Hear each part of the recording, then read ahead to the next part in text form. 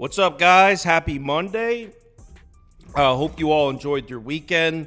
I started off, I don't know if you guys remember, you probably saw the post because I tweeted out like an apology. I sent an apology to subscribers because Friday night NBA crushed me. I think I went 0-6 or 0-7. I got absolutely smoked. So I sent out like a long apology to everyone. And then I bounced back. I had a great weekend. So I had a great Saturday and Sunday. So coming into this Monday, on some positive vibes, even though I'm a little bit hungover. We got Jay here. So everyone in the Discord, put the rumor to rest. I'm not mad at Jay. There was a rumor that in the Discord that I was pissed off at Jay. That's why he wasn't on the show Friday. No, it's just me. I was talking to Josh that day and whatever. Anyway, Jay's I heard here. that rumor. I know. You were probably the one that started that shit. Well, I spread it. I didn't want to unmask myself, though. All right. So, Clippers, Cavs. Let's get started. We got 12 games. I am passing on a good amount of them, though. This line's now I'm 1.5. on the same side. Over 225.5. Under 225.5. Prop Beaver, do you have a move in this one? No. I just don't think there's really any sizable mismatches on either side of the ball. I think I'd probably just take the points with the home team, but nothing really stands out in terms of the sides, total, or even props on this one. I'm going to take Cleveland. I don't love the idea of fading the Clippers. They've been so good, but I just feel like if you look at the spot for both these teams, yeah, Cleveland at home. Evan Mobley's back, which I don't know if he really moves the needle. His first game back, he hasn't played since early December, so it's been a while. But it kind of just feels like almost like a hangover spot for the Clippers. I mean, they have the big win over the Lakers, then they go on the road over the weekend and play back-to-back games. I think it was Friday and Saturday. They beat the Raps in Toronto, then beat the Celtics in Boston, and then it's kind of like this Monday night game, non-conference. I don't think it's a huge game for either team, but I think Cleveland with Mobley back is a little bit bigger for them. But, I'm playing Cleveland, but if you guys are on the Clips, I don't necessarily hate the pick. I think Cleveland's the right side, but I'm not crazy about it. I'm joining you on the Cavs. I have been fading the Clippers. It has not been fun here recently, but I just think at least the spot today warrants at least one more time trying to do so. They've been hot, but off of the I just can see this as a flat spot after such a huge win in Boston. Cleveland, I can make the argument they're just as hot. Granted, maybe not against the same tier teams that the Clippers have kind of been doing it against, but I mean, Cleveland at home is where I like to bet them, especially those last two seasons. I think this is a sleepy spot for the Clippers. I think defensively the Cavs probably lock in. I want to see what's up. I want this injury report to 100% clear for Cleveland, but I think it's a nice spot for them here at home. Yeah, hold on. Let me go up there. Were we waiting on injuries for Cleveland? Well, Mitchell and Mobley are listed as probable, so I'm betting the Cavs, assuming they're going to play. Obviously, it's the NBA. We could get screwed with that. And the Clippers without Zubats, they've been winning games, but their rebounding numbers have gone down. So they haven't quite been the same, even though they're still a great team. But yeah, I'm on Cleveland, and Prop Beaver said he would even lean Cleveland. So it seems like we're all in kind of agreement here. The community is not 60% to 32%. You guys picked the Clips, so our community likes the Clippers. Move on to the next one. Knicks at Hornets, and let me start the poll first. But I didn't bet this one. My exact words were literally Hornets or pass. The Knicks have been so hot and the Hornets have been so bad. So I get it, but the idea of laying 9.5 points with a Knicks team playing their first game without Julius Randle, and it's not like I think, Julius Randle's out, the Knicks are going to start losing. Not at all. It's just we're talking about laying 9-10 points on the road here. Julius Randle's the type of guy who plays every single game. So he's not the type of guy, he's not like Embiid where the team knows how to function without him. He's never sitting. So it's the first game without him. So I'll go Hornets or pass here, but I didn't bet this. Jay? I'm Hornets. I'll go Hornets in this one. I'm going to sprinkle a couple dollars. Reason being, I agree with you. The Randall injury is huge for this team, a guy that's always in the lineup. You can pencil him in there. He's in every day. But not only that, but the Knicks have been in New York for quite some time. Like even their last road game was against the Nets. So technically they stayed in the city.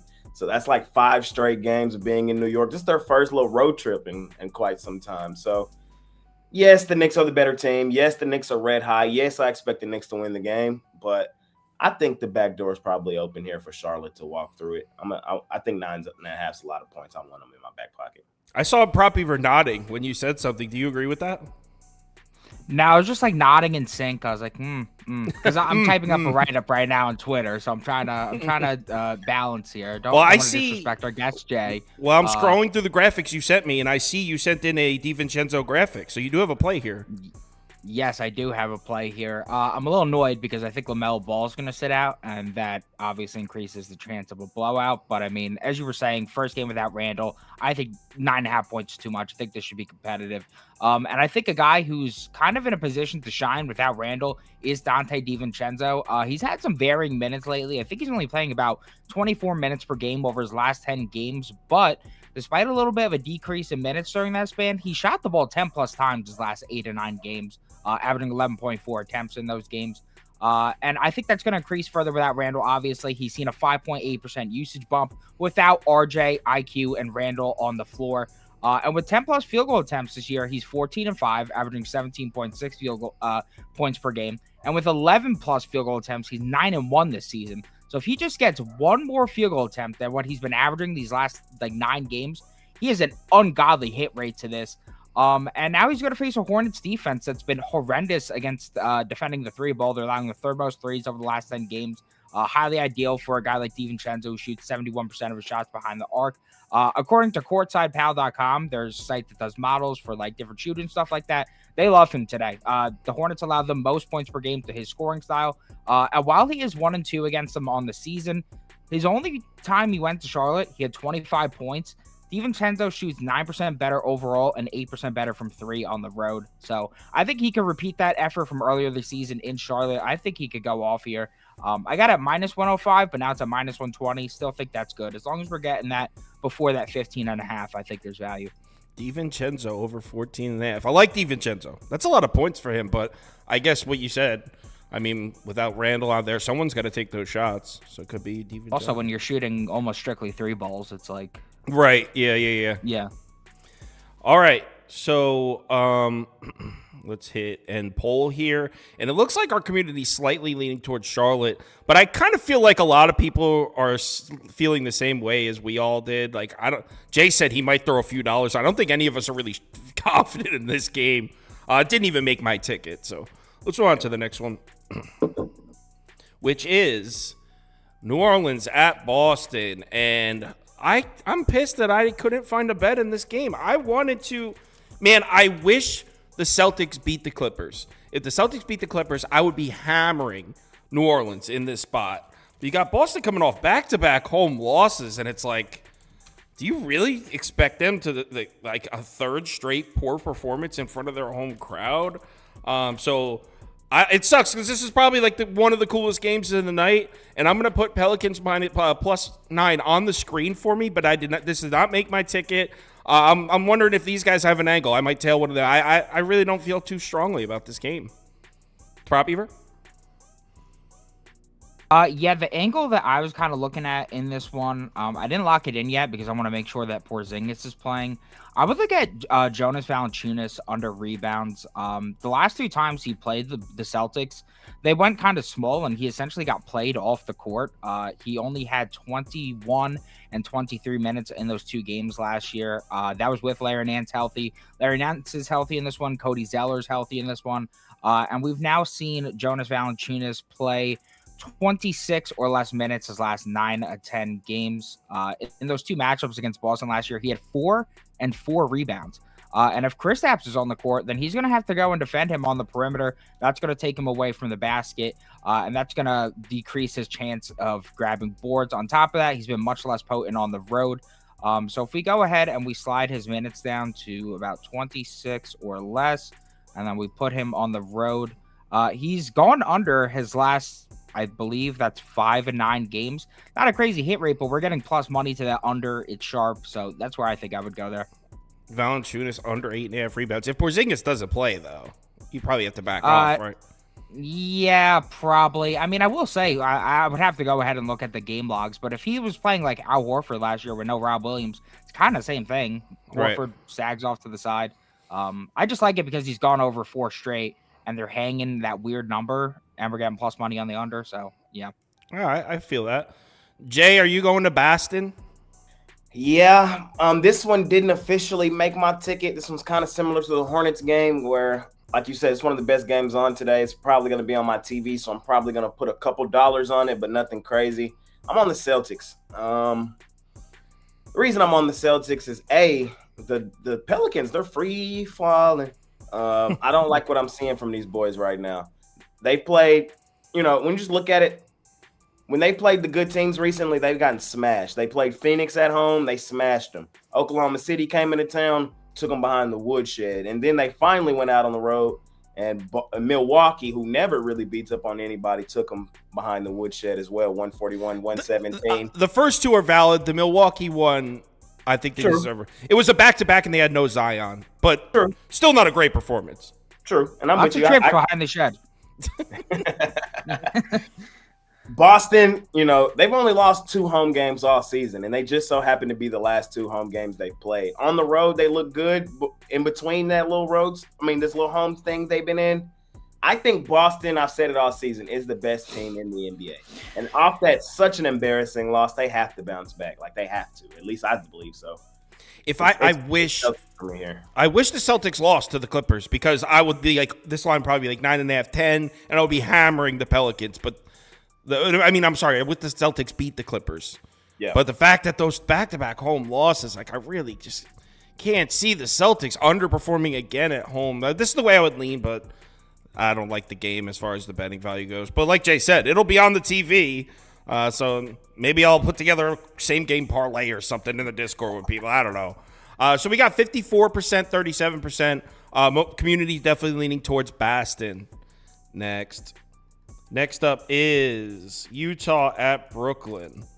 Now, this is one I know for a fact I disagree with Jay on. And I want to go first. I'm just going to put money line because the Jazz were -1. Now they're +1, I think. So for the poll, I'm just going to put money line because depending on when you bet this, you guys may have gotten different lines. So just to be fair, pick the winner here. I'm going first. And I'm putting up the Jazz. Now, before I say anything, I want to first start off by saying Brooklyn is definitely the sharp move here. The public's going to be coming in on Utah. The line is moving towards the Nets. And matchup-wise, the Nets do match up pretty well against the Jazz. The Jazz like to attack the rim a lot. The Nets protect the basket well. The Nets take a lot of jump shots. The Jazz defensive strength is on the interior. So I get the Nets is definitely the sharp move here. But that being said, I think this line is way off. If this was like Brooklyn +5, then I'd be like, Nets are the sharp move here. But I think this line's off by like 4 or 5 points. The Jazz, man, are 9-2 against the spread in their last 11 on the road. They're cleaning up on the road right now. They did a complete 180 from what they were doing in the beginning of the season. And then to get this at basically a pick 'em with a team that I think is much better. I mean, let me pull it up. I didn't write it down or anything, but let's look at Brooklyn's recent. And by the way, I'm not scared to bet this Nets team. I've taken the Nets twice recently, and I actually got lucky and hit both of them. I took them against Minnesota, and they covered, and I took them against the Lakers. But, I mean, this Nets team was 13-10. They're 5-16 in their last one. This team's terrible. So I think this line's off. So I'm on the Jazz. It's definitely going to be the public square side here. And I already know Jay likes the Nets because I turned on the Pick Dog show this morning for about 15 minutes to get to that exact part, to hear Jay take the Nets. So, yes. Jay, go ahead. Let's hear your Nets pick. I am taking the Nets here. One thing I love doing in the NBA is taking teams in bounce back spots at home that also happen to be revenge games. And that's exactly what we have here with Brooklyn. Brooklyn, when they cover, at least at the beginning of Brooklyn started the season out as the best ATS team in basketball. Like, Brooklyn was just a money-making machine. And since then, they have been the sharpest falling knife there is. I don't bet Brooklyn often anymore. But I just really like the spot today. The Jazz did beat up on Brooklyn in Utah earlier this season. I'm with you, Kyle. This line does look a little funky. It does, and that's kind of why I had to do a double take here. But I think it's funky for a reason. Fifth road game straight for the Jazz, and you're right. They have been much better here recently on the road, but I just kind of question the competition. Like Charlotte, Washington, like it's not like they were playing some of the best teams in the league. And some of those covers were lucky, like that Houston one. Oh my God, that was Houston had that game in the bag, and oh my God. It shouldn't even have gone to overtime. I remember that I'm game. so mad at Sengun Steele for that game. Back-to-back missed free throws. Oh, shit. I remember you tweeting about that. Yeah, I know exactly what you're talking about. So, it's a play on the spot for me here. I'm taking Brooklyn. I'm not mad at nobody for taking Utah. I'm not. I get why people are on Utah. They've been a money-making machine. I think it's the right spot here to try to step off and take Brooklyn. There's a lot of people in the comments taking the Nets because of Ben Simmons. Are they trolling? No, he's back tonight. Oh, no, I know that, but I'm saying that moves the needle for you guys? For real? It does. Y'all are crazy. I mean, he hasn't played him forever. I'm not even saying, I'm not a Ben Simmons hater. Maybe he comes back and down the stretch is a key piece, but he hasn't played basketball. And so, you think he's just going to take the court and make a difference? Who knows how many minutes he's even going to play? True. I think if anything, it's more of a spark type thing. It's more of a, like I'm with the guys again. Yeah, but I feel like he's not the type of is he a locker room guy? I feel like he's not even liked. I might be speculating. I think he more so is than what the narrative may be around him. Okay, yeah. All right, so the hatred of him is exaggerated. I could see that. Correct. Now, Beaver, are you doing a Ben Simmons over? No, I'm betting the Nets here. Really? I like the matchup for the offense a lot. Nets offense is only worth half a shit when they make their threes, shooting them at the fourth highest frequency the last 30 days. And this Jazz defense is looking horrendous lately. Their last 10 games are 19th in defensive efficiency. Last 5 games are 28th. Last 5 games, they've allowed 134, 127, 153, 108, and 122 total points. And 4 of those games were against offenses that I don't even think are very good right now. And then over the last 10 games, this is a Jazz defense that's 20th and above the break frequency and 23rd in efficiency, 29th in corner 3-point efficiency as well. So they're getting killed from outside. And the Nets' other main shot zone they shoot from is the paint, where they're 10th in frequency. Well, the Jazz over the last 10 games, 28th in paint frequency, 26th in paint efficiency. So I think the Nets are actually going to be able to put up some points here. And then the Jazz have lived in the paint themselves offensively. They're second in frequency this year. But that's been an area of strength for the Nets. 7th in the paint frequency, 2nd in efficiency. And let's not forget that this Jazz team on the year is horrendous on the road. The offense. Who cares what happened in October, though? Okay, but things are meant to. They regress and they positively regress and they regress. I just don't think that this Jazz legacy run is going to continue forever. So yeah, I'm going to ride with the Nets here. Then the Nets are on quite the legacy run themselves. I know. They're going to bounce back, too. It's the plexiglass theory. The plexiglass theory? Explain that. I don't have time to. We got a show to do. 59%, 33%. Bob, I see your question, but I'll talk to you about it on Discord after. Paces, possessions per 48 minutes, and strength of schedule is obviously strength of schedule. So I'll show you how it's factored into the model after on Discord. 59%, 33% in favor of Utah. Next game, Phoenix at Miami. Ew. Want to fade both these teams. Suns really on Friday night, man. I got killed that night, and the main really punch to the face was the Suns blowing that lead and not covering. They actually lost the game, let alone didn't cover to the Pacers. I guess I'll just put it up. I guess I would go Phoenix here. Didn't make the ticket. Miami Heat. Actually, you know what? I want to bring up something real quick. Look at this. Just to give you an idea of how bad the Heat offense has been. Heat offense right here. So look at this. Here's the last 10 games. Dead last in offensive efficiency. 28th in the NBA in overall efficiency. So this is on the last 10 games, one of the 3 worst teams in the NBA in overall points per possession versus points allowed per possession. This team is horrible right now. That being said, we know that they're good. We know that they're a good basketball team, and eventually they're going to start clicking. I mean, they were pretty bad for a lot of the regular season last year. It's just trying to catch a knife, trying to figure out and place your money on when that's going to be is killing me. So I'd go Suns or pass here. I don't know. These two teams are too unpredictable, in my opinion. Prop Beaver? Yeah, I got 2 plays in this one. First one, Yusuf Nurkic under 10.5 points. It's a bit chalky, but I just can't pass it up. It's a brutal matchup, and his role is just completely free-falling right now. He's played 29 or less minutes his last 8 to 9 games, averaging 25 minutes per game in that span. And he shot the ball 8 or less times in all 9 of those, averaging just 5.4 field goal attempts per game. 8-1 to the under during the span, averaging 7.6 points per game. And if we just look at those parameters on the season, when he has 29 or less minutes, which I'm being generous with because it's been really 26 or less minutes, with 29 or less, he's 18-7 to the under, averaging 9 points per game. And then with 8 or less field goal attempts, he's 21-5 to the under, averaging 8 points per game. Now he's going to face Bam Adebayo, who's just completely shut him down in the past. He's gone under his last 6 to 7 against Bam, averaging just 7.7 points per game on 42.9 field goal percentage. And that was with Dame Lillard, where he was getting more looks. Now he's just going to be getting less looks on a team that has the big 3 fully healthy. This is a Miami team that's allowed the fewest points per game to centers this season. Last 10 games are 2nd in rim frequency, 6th in rim efficiency. Yeah, they're defending the rim now out of nowhere. When did that come from? The Heat are so annoying. They're hard to. They were understand. terrible protecting the basket a month ago, and now they're like top 5. What they were doing, the entire season they've limited opportunities at the rim very well. But now over the last 10 games, not only are they limiting opportunities at the rim, but like they're limiting efficiency as well. So you really can't score on the now all of a sudden they can't defend a jump shooter to save their lives.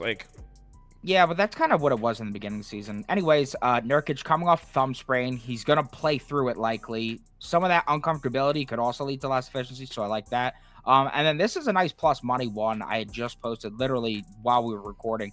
I got Bradley Beal over 1.5 3-pointers made. The Heat, as we just discussed, they're a team that loves to funnel 3-point attempts, and Beal, his last 2 games, has shot 1 of 10 from 3-pointer. Like my boy Dorian Finney-Smith, who cashed out for us the other day. I think this is a perfect buy low. Beal has great history against the Heat in terms of volume from outside. He's cashed his last 12 or 14 games. He's averaging 3 threes made on 8.3 3-point attempts. And then their first matchup this season, Beal had 2 threes on 6 3-point attempts, and that was at Phoenix, which is important because Beal has been so much more efficient on the road, shooting 45% from 3 on the road compared to 27% at home. That's gross. He's got an above 50% hit rate on the year with 4+ 3-point attempts, 4-3 on the road. So I expect that he's going to get the volume here, and at plus 140, we're getting value. KD didn't play the first game where Beal faced off against the Heat. And while one would say, oh, well, that might take looks away from him, I don't really necessarily agree with that. I think the focus is going to be on Book. It's going to be on KD, and we're going to get Beal with some nice looks from outside. Miami over the last 30 days has allowed the 3rd most 3-pointers to shooting guards. On the season, they've allowed the most. And just looking through some of the recent game logs, guards are just like murdering their lines against the Heat. Now we're getting at 1.5 just because of how bad he's been lately. I'm going to take the shot and hope for some positive regression here. Plus 140 is too good to pass up. Jay, Suns, Heat, what are you thinking? This is really a pick between 2 evils. I hate betting Miami in Miami, and Phoenix, I've made a lot of money fading them this year. Miami's a falling knife right now, but I am going to take them in this spot. Kind of an angle I used earlier. One spot I absolutely love betting in the NBA is a bounce back spot at home that is also a revenge game, and that's what we have here with Miami. They lost to Phoenix earlier this month. They got beat up pretty good, 113-97. We know they traded for Scary Terry recently. I just think it was going to little adjustment period. We've seen that with every team other than the Knicks, really, and they hit the road running when they got Anunoby. But everybody else, even the Clippers, the Pacers, just about everybody that made trades, they had a little filling out process. I think the Heat coming out of it tonight, perfect get-right spot for them at home. I don't like the spot for Phoenix. They got beat up yesterday by Orlando. Beat up. Now on the second leg of a back-to-back. Not a great spot. And they're still like the 3rd worst or 4th worst ATS team in the league. More often than not, they're overvalued. There's value fading them. I think it's a get-right spot for Miami.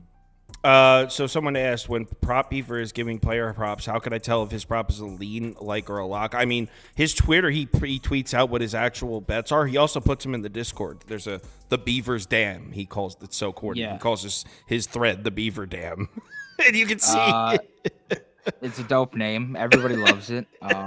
You're just a fucking hater. Yeah, no, I mean, pretty much everything I say on here is an official play in terms of props at the very least. There's one, like, I don't usually make graphics unless I'm going to definitely be playing the prop. I made one graphic today. Don't know if I'm definitely gonna be playing that prop. I will make sure to bring that up later, but pretty much everything I mentioned on here, I'm playing. And then if you follow me on my Twitter, you can verify that. I tweet the card out about an hour before every night, tweet the plays throughout the day. So sounds good. Yeah, so my Suns are bad. Jay sounds more confident in the Heat than I am with the Suns. This isn't on my ticket. Next up, Lakers at Rockets, and I hate how I feel like you have to take Houston here. I like it, and I'm betting it. This isn't a lean or anything. I just didn't like how. I don't want to say it felt like too easy, the decision, but it was like the Lakers coming off double overtime game. Houston coming off an embarrassing loss against Brooklyn, back at home where they're much better. I just feel like sometimes when the decision is too easy, maybe it's a mental thing for me, but I feel like when the decision is too easy, it scares me a bit. But I'm on Houston. I'm betting it, and I mean, for that reason, what I just said. Houston coming off an embarrassing loss on the road to Brooklyn, back home where they've been much better. Not quite as elite as they were earlier in the season, but still, Rockets are a much better team at home in Houston. And then the Lakers on the road, coming off a double overtime game against Golden State. As we know with this Lakers team, like they get up for the big games, that big game against the Warriors, and then this game against Houston on Monday night. So yeah, definitely on Houston. No, I'm not even going to say I'm scared. I'm comfortable. Let's do it. Just Day-to-day James and day-to-day Davis still listed as questionable. Let's check right now. They were as of like 45 minutes ago. yes, they are. I mean, Yes, they're going to be they listed as are. questionable before they're- an hour they're before day-to-day. every game. I saw Jay nod his head when I say Houston, so it sounds like he's with me. Yeah, I'm with you. I'm on the Rockets here. Again, one of my favorite spots in the NBA is the bounce back spot at home. That's also a revenge game. And we have a lot of those today. This is also a double revenge spot for Houston at home, as the Lakers have won the last two meetings. Both were in LA. The Rockets blew out the Lakers in the first meeting between these two teams this season in Houston. Houston's a pretty easy team to figure out. They're actually one of the easiest teams to figure out. More often than not, just fade their ass on the road. You're going to be just fine. And at home, it's typically you pick your spots and they're going to show up. Today, I think this is a defensive style spot. Like you said, probably dead legs, second half of the Lakers off the huge OT win against the Warriors. Flat spot here for the Lake Show. I like Houston here. Hopefully Sengun comes. I like Sengun. He be hoping. Hopefully he don't burn me again with them free throws like last time. But on the Rockets. Rockets, prop Beaver. I got really nothing here. I got pretty much juiced out of Fred VanVleet over threes. I don't mind his points over, but I think I'm just good off this one. Pass for prop Beaver. All right, it looks like the community slightly agree with me and Jay, but not by much. It's 50% to 39%. So community is leaning towards the Rockets as well. Next. All right, next up.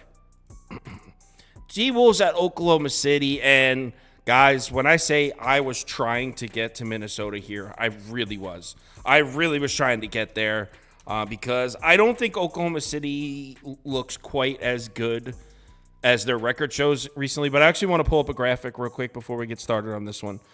So look at the recent production here from Minnesota. So this is actually for both teams here. All right, so if you see here, obviously you can see at the top of the columns it goes full, last 10, last 5 on each side. If you look at the last 5 games, last 10 games on the Minnesota side on the left, this is like an average basketball team, right? They're 15th in overall efficiency, 22nd on offense, 8th on defense. And then scroll down to the bottom. Look at strength of schedule. They're playing nobody. They are dead last. They've been playing the weakest schedule in the NBA, and they're 6-4 in the last 10, 2-3 in the last 5. Minnesota's just not playing that well right now. And if you look on the Oklahoma City side, you can kind of see my point.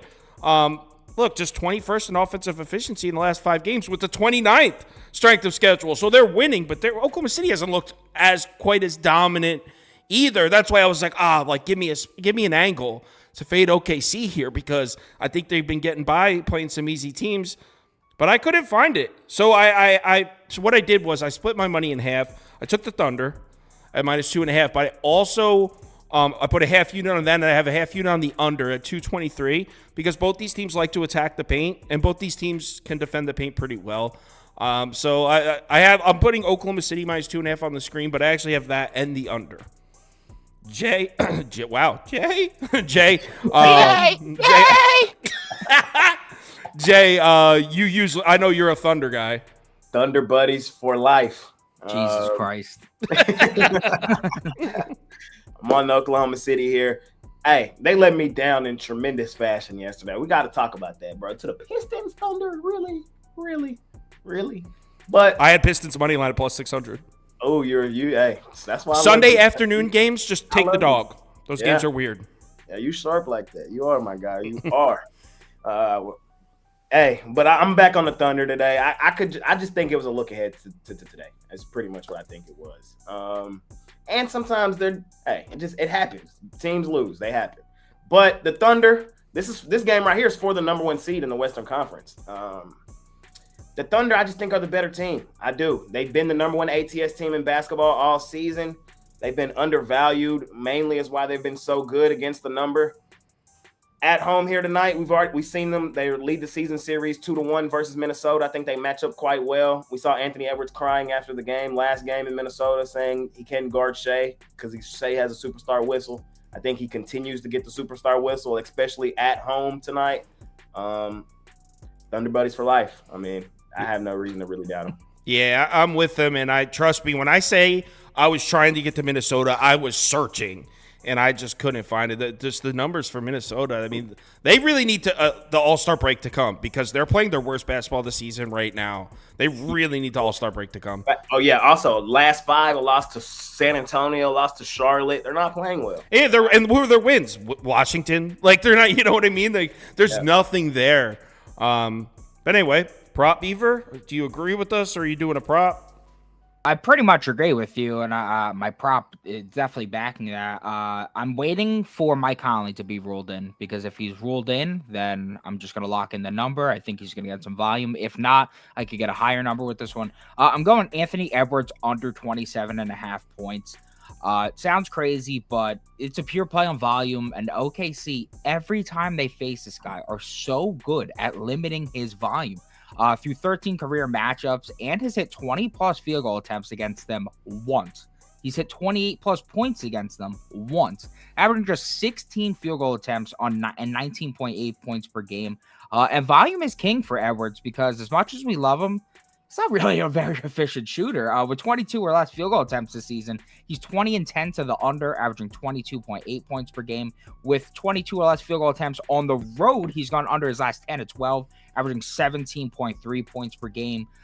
Cat has also struggled greatly against OKC, but the differentiator for me is the fact that in terms of a matchup, I don't really understand why Cat struggles against this team. I mean, he has the size over Jalen Williams. He just needs to be aggressive.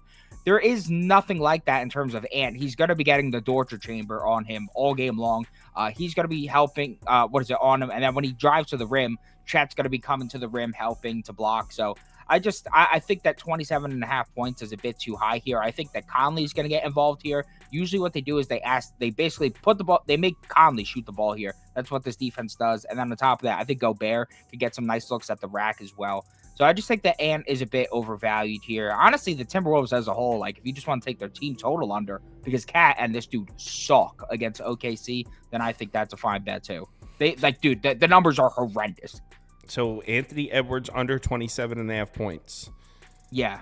Our poll is all over Oklahoma City. 63%, 29%. So the community loves OKC here.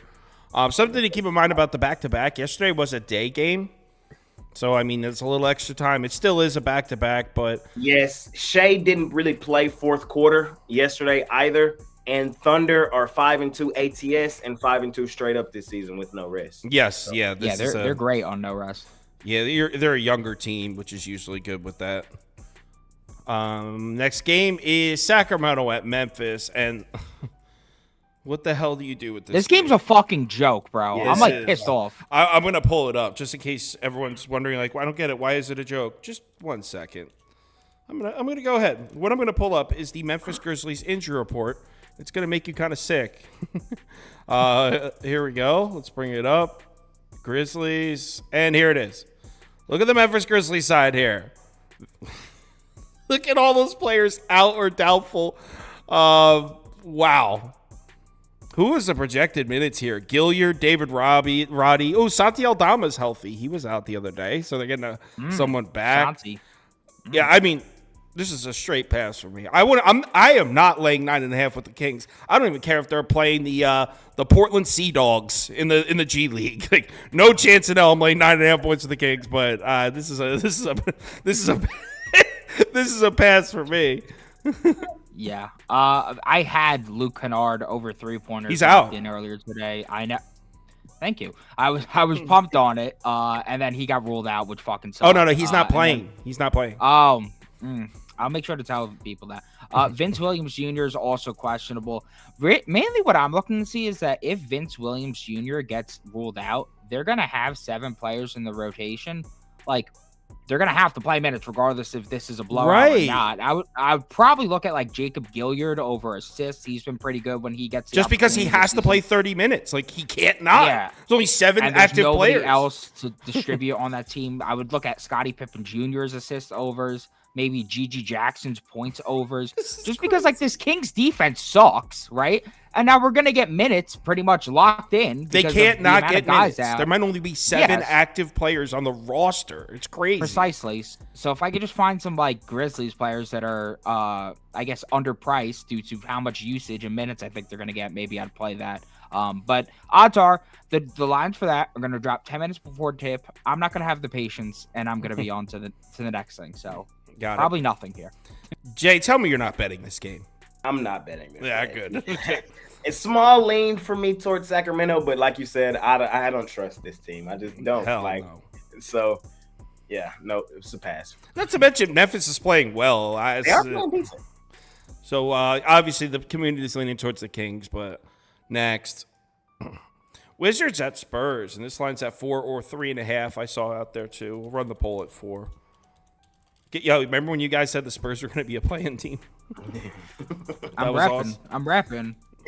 Next year when they win the finals, you're going to be bowing down to me. Well, if it happens next year... So sorry, Prop Either. Wait, if it happens next year, then what you said still wasn't right. You said they were going to be battling for a playing spot this year. It means that I'm ahead of the curve, boss. That's what that means. No, it means you're wrong. Nah, it means that I'm ahead of the curve, boss. If I say this team's going to win a championship and they don't win it, but they win it 5 years from now, it doesn't mean I'm right. It means you were right, just the wrong time. Do you have a bet for this game? Yeah, I do. I'm just waiting for Twitter to load up real quick. Yeah, so for my play for this game, I like it quite a bit. I'm going with Trey Jones over 11.5 rebounds and assists to get that minus 120. I think it's the perfect spot for Jones to produce. And not only that, but he's going to get a boost in motivation because he's facing his older brother, Tyus, who's a member of the Wizards. Trey's I didn't even know they were brothers. I didn't either. They're like twins. They look exactly alike. You know what? To be honest, I could have for the longest. I swear to God, I thought they were the same player. Well, that's fair. Trey and Tyus. I mean, they do look alike. Yeah. Yeah. I mean, they play the same position. Yeah. Trey's. I didn't know they were brothers. 4 or 5 games. Yeah. Well, they're brothers. Trey's cashes last 4 or 5 games against Tyus, averaging 14 rebounds and assists. And earlier this season against the Wizards, he had 20 rebounds and assists on 20 potential assists and 9 rebound chances. That's a lot of potential rebounds and assists right there. And he has great history against Washington. He's cashed 3 straight, averaging 16. And his last 7 games, Trey Jones has taken off in terms of being a distributor, averaging 9 assists on 15.4 potentials during that span. And this is a Washington defense that has not only allowed the second most assists per game over the last 30 days and last 2 weeks to point guards, but we know that they have been horrendous at rebounding the entire year.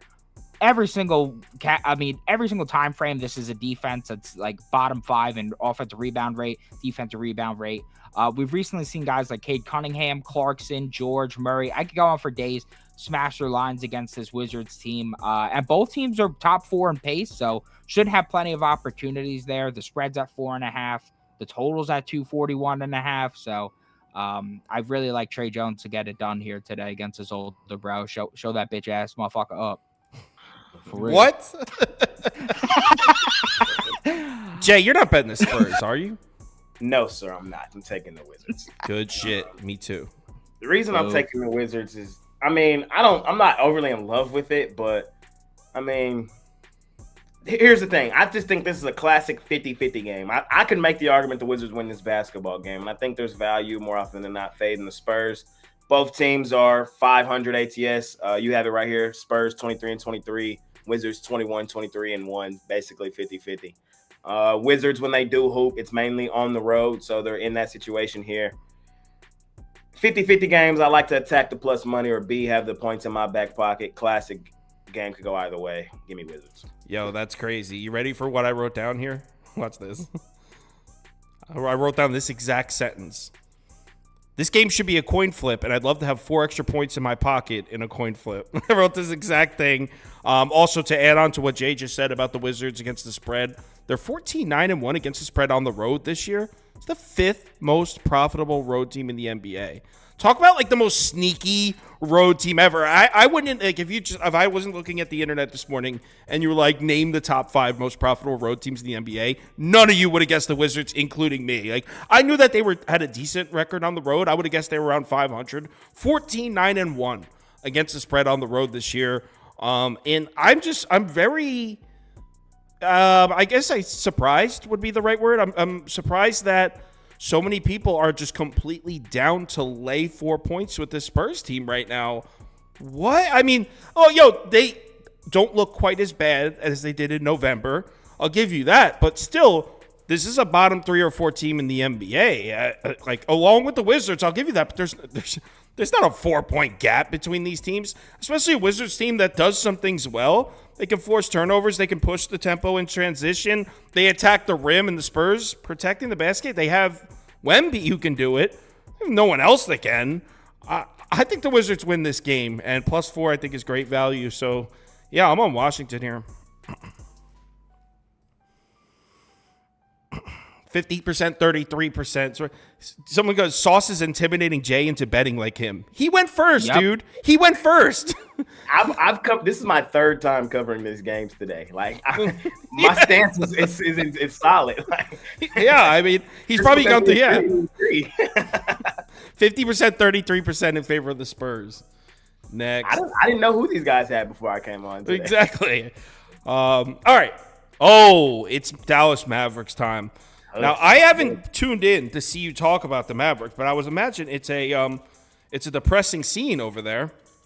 That being said, Orlando's just as impressive. And before, I want to bring something up. And I don't know what Jay's stance are in Dallas. I'm sure he's pretty depressed about it. But something that you should be looking at if you're a Mavericks fan is right here. Look at the strength of schedule. I'm sorry. The home team's always on the right in my graphic. So this is the Mavericks dark blue on the right. Look at the strength of schedule in the last 10 games. First, Dallas has had a grueling stretch of schedule here. Now, if you look over on the left side, last 10 games from the Magic, they're second. So the same. We have 2 teams that I think the surrounding narrative is these teams look like shit. And that's true to an extent, but both of them are just going through the gauntlet right now as far as scheduling. I didn't bet this game. Because I think it could be like a get right spot for both of them. I could see. I guess, gun to my head, I have to pick a side. I'd go Orlando plus the points, but I completely could see if you're on Dallas here. I'm not seeing a ton of betting value in this game, but I guess I would lean this way. Jay? Pure biasness. I'm on the Mavs in this game. It's just pure biasness. Everything Kyle said, I am in 100% agreement with. I think this is typically, if this was anybody but the Mavs, I would be on the Wizards. I would be on the Magic, but because it's my team, I'm gonna take the Mavs here. I was at the Phoenix Suns game. I was at the Boston game. they play good stretches of basketball and then they don't. And then Luka went on the road, dropped 73 on the Hawks, and then they came back home and lost a sack again. So it's like this should be a classic get right spot at home for the Mavs. Magic on the back end of a back-to-back with travel. It should be a get right spot for the Mavs. It should be. Orlando's also been a really great cover team for the season. This game did not make my official premium card or anything like that. Again, I'm betting my team out of pure biasness, and I'm just going to let you guys know that tonight. Did you watch you probably don't remember this, but did you watch? You watched, obviously, the Luka 73 points game against the Hawks, right? Did you remember how that game ended? This is hilarious. So, Prop Beaver had his biggest bet of the night was Derek Lively. He was so bad. So, he had Derek Lively 10-plus points. He had 9. The last play of the game, I forget what it was, passed it to Lively, wide open under the basket, and it was just out of his reach off his fingertips with like 30 seconds. Look, he's not even laughing. Nah, I'm not, because Tim Hardaway Jr. is a piece of shit. Like, guy couldn't make a simple pass. It's actually fucking crazy. What? Like, he wasn't even being crowded or anything. Like, dude, wide open. Just make there was nobody pass. around him. They were trying to foul, so they were like throwing the ball around. It was coming to Lively. He literally could just went right under the basket. And then the next night he scored 13. Like, dude, fuck you. So what do you want, Prop Lively? Speaking of Lively, you're not betting Lively again, are you? Yeah, I am. Not What? his points, but his steals. I love me some steals against the Magic. I've been saying it all season. This team does not know how to hold on to the ball. And we're seeing, as I've said, like the main reason for my other Lively play was that he's starting to get minutes. He's starting to get minutes here, and when he has 25-plus minutes, he's cashed 63% of his games with 1 day rest and 25-plus minutes. He's 7-2 this season, and now he's just facing this Magic team. He already had one against them. Basically, every center that goes against this team is able to at least grab one against them, and now you're taking Markelle Fultz likely out of lineup because it is a back-to-back. They average 2 more turnovers per game with him with him on the bench. Really? It's not like I love this play. 2 more turnovers per game? Yeah. I mean, Fultz is a significantly better ball handler than the other people they have on the roster, like Suggs and Anthony Black, who stinks. So you always hate on Anthony this Black. would probably be my lean here. Don't love it. I may play it for 0.75 units, may not play it at all. This is the graphic I was talking about earlier, where I was like, I don't know. Just need to put something up for this game because I don't love it. Beaver just sees the game so differently. I love it. Like, yeah, well, when he researches looking for player props, it's just an entirely different process. So I love it. Dallas, wow. So community likes the Mavs here. I guess a lot of people are seeing this as a get right spot for Dallas, and I could see that. I just also, if you're a Magic fan, you're also looking at this as a get right spot, so you can kind of. I'm not betting it, so I'm not. That's what I'm saying. It's a tough game. It didn't make my card. It didn't. Yeah, same. All right, Bucks at Denver. Look, the line movement's terrifying here.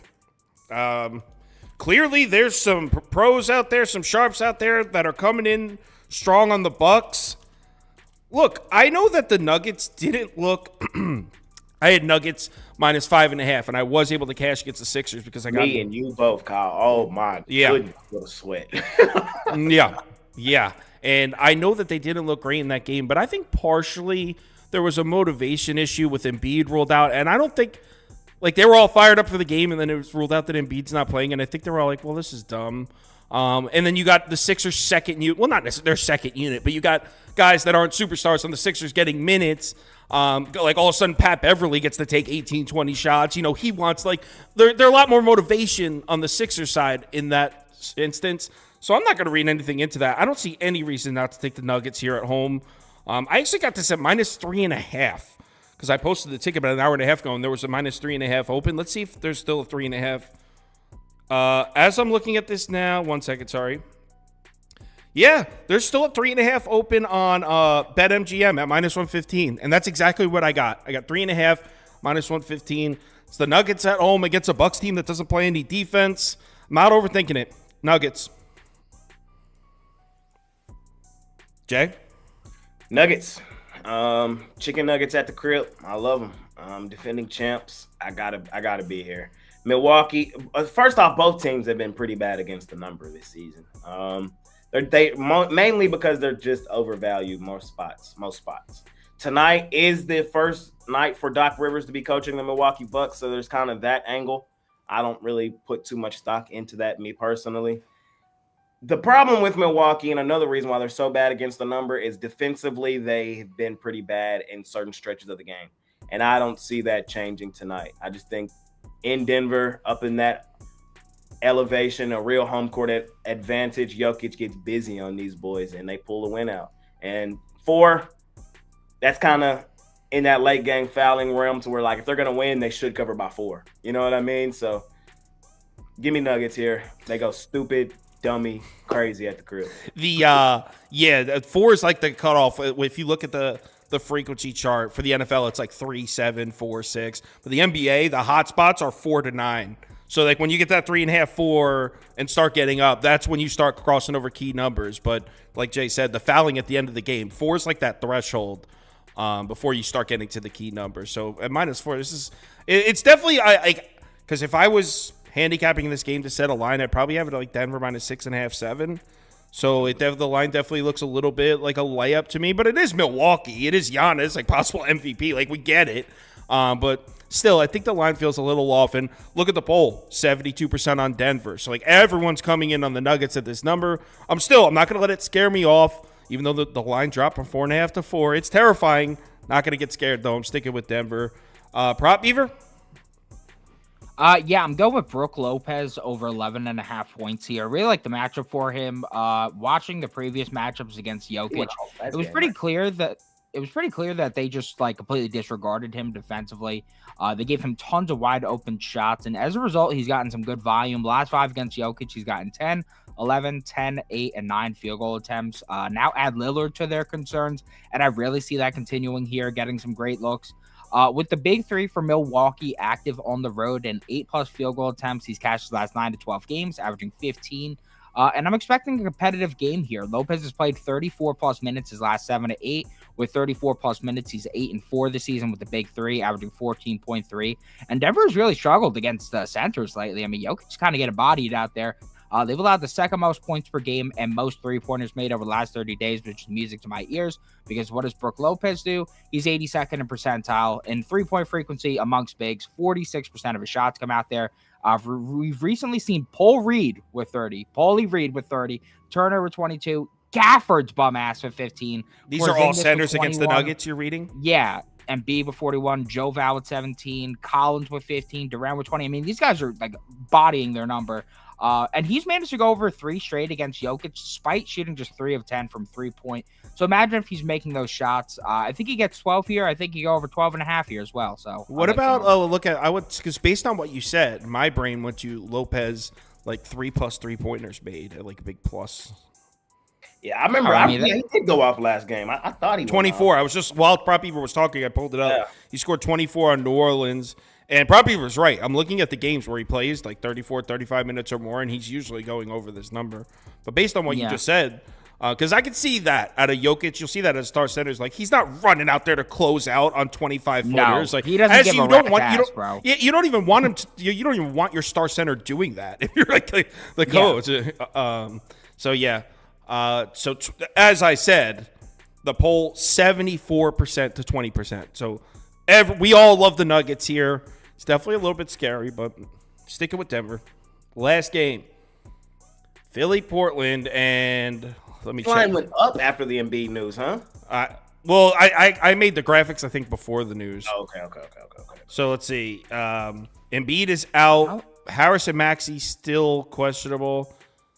This line is 9. So the graphic says 10, but I'm looking at it now. I'm seeing, damn, there's still 9.5s open. Yeah, so I'm seeing 9.5s, 9s. That's what I'm saying. It's weird. That's crazy. Yeah, maybe maybe a lot of people knew that he wasn't playing before it was released. True. I guess I really. Or the books had already anticipated him being out. I don't know why though, because he wasn't even ruled out of the Denver game until like the last minute. So I don't.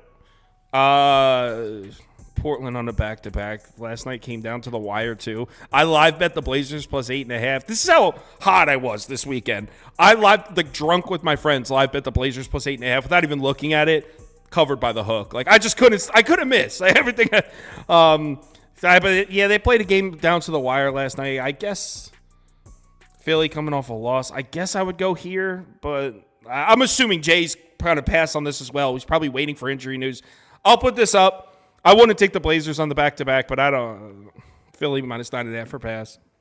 Pass for me. I want to take the Sixers here. I really do.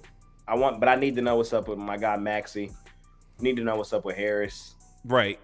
So it's like, I'll tweet you guys out later. It's the last game of the day, so we got some time. I'll tweet out who I take here. But right now, I'm same as Kyle, lean Philly, but based on the fact the line's 9.5, I'm assuming they both go. But if they don't, my strategy would probably be to take Pat Beverly in some way, shape, or form. The dude just keeps balling out whenever Tyrese Maxey and Embiid are out. I don't know what the hell gets into him, but like he thinks he's him and he performs like a beast. The last time out he had double-double. He's been racking up the assists without those two on the floor. So I'll probably look for that because the Trailblazers defense has gone to complete and utter shit lately. So yeah. To the comment, he said SGA hurt his knee yesterday. None of you mentioned that. It's because he's not even listed on the injury report. That's why. I mean, I'm not a doctor. I go by the team doctor giving us the report, and they didn't say he was hurt. So. I would assume he would go. I mean, if he was banged up, he would be on there as questionable or probable, and he's not even on there, which means he's cleared for activity. Yeah, I just read a report on yesterday's game on RotoWire, and it doesn't even mention that he hurt his knee. Yeah.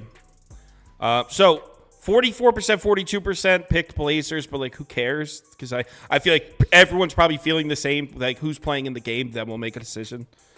Let's do a community parlay, and we'll call it. Come on, community! I believe in y'all boys today. Yeah, let's get a community win. Clippers definitely won the first one, even though me and Jay like the Cavs. They like the Clips, so we'll put Clippers up. Then it was Knicks money line. Pelicans, Celtics. Jazz, Nets, which definitely Jazz. All right, first leg. Oh, Toast gave out there was a college basketball bet. Let me pull it open. He sent it to me. Share it in case anyone's trying to bet college basketball. Scrolling through all Toast shit is crazy. Yes, these are bottom of the barrel. Oh, wait, here we go. Toast said he's got a. This is what the kind of shit Toast looks at. Ready? He's got a two-way parlay between Jackson State and Howard. Hey, I'm just happy to support the HBCUs however I can, man. Oh yeah, that's right. Jackson State is Howard also. And so is Howard. Yeah. Oh, cool. There you go. Toast loves it. He's all about it. All right, so we got Celtics money line.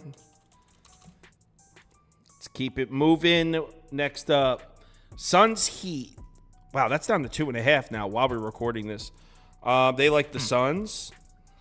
Lakers Rockets. They definitely were with us on the Rockets. T-Wolves Thunder. They like the Thunder. And Kings, Grizzlies. They voted Kings, but I kind of want to exclude that one. Screw it. Put it on there. It probably won't win, no way. Yeah, I mean, if it wins, it'll be Kings money line, which should be safe regardless. Even. True. Come on, community. I believe in y'all boys, man. I do. We got. Looks like Thunder is taking the lead. Second place was Clippers money line in the first vote. So if you voted for Clippers, you'll get another shot. And I'm going to give it another 5 seconds. Giannis and Jokic just scored 25 plus, boosted on FanDuel. This is going to be a night Jokic come out in assist mode. Watch. Yeah, exactly. 17 and 17. So Thunder won. And second place was Suns. So Suns and Clippers will get another shot here. The last few games. Oh, no, we got 4 games left. So we got Where'd we leave Ari? Wizards, Spurs. Spurs won that poll. These guys like the Spurs, man. Magic, Mavericks. Mavericks won. Bucks, Nuggets. Nuggets definitely won. Sixers, Blazers. Sixers won. Oh, no, Blazers won. But, I mean, I'll put it up. Hopefully, you guys don't vote for Blazers money line.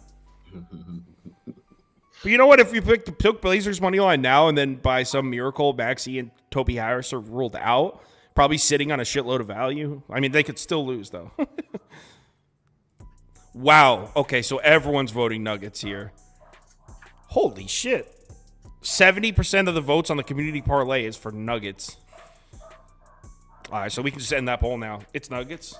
So it's Celtics money line, Thunder money line, Nuggets money line, and the second place finishers are Clippers, Suns, Mavericks. So the last vote is between Clippers, Suns, Mavericks. What's the final leg of the community parlay? Ooh. Cast your votes. Come on, community. Choose right. It doesn't look like they're choosing Mavericks, if that was right. Looks like it might be the Clips. Yeah, it's pretty decisive here. A lot of people voted for the Clips. Fair enough. I like Cleveland, though. I do, too. I mean, like, are you asking me? Am I going to be shocked if Cleveland loses? No, but I think it's just like a game that the Clippers don't. It's like probably one of the least important games of the Clippers schedule this month. So yeah, end poll. It's the Clips. Proppy, do you have a sportsbook open? Plus 524.